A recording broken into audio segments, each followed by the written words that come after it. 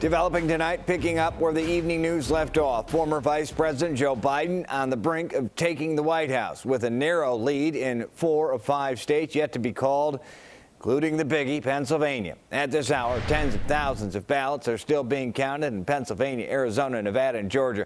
Georgia has already ordered a recount.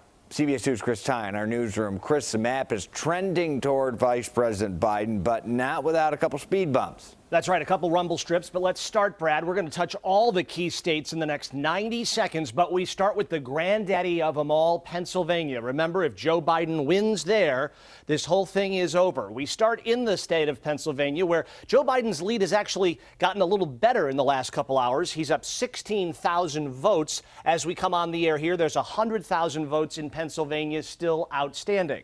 Two big storylines there today. Number one, the state's Republican Party asking the Supreme Court to stop and remove any voting that occurred after Election Day. Any new votes or ballots that came in after Election Day. That's story one.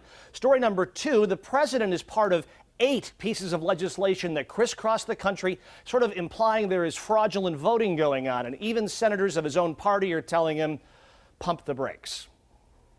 The president's speech last night was very disturbing to me because he made very, very serious allegations without any evidence to support it.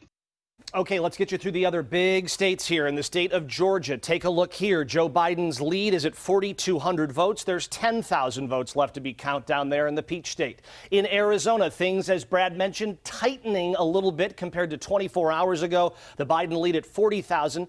Last night at this time, it was about 60,000. And in Nevada, where we've just gotten some new numbers here, the Biden lead at 22,000 votes. There's 100,000 votes left to be counted in Nevada. But again, that is tightening. These are all big states, Brad. Pennsylvania is the knockout punch for Biden in his pro column. The con column for President Trump is he needs to carry a boatload of these to stay alive.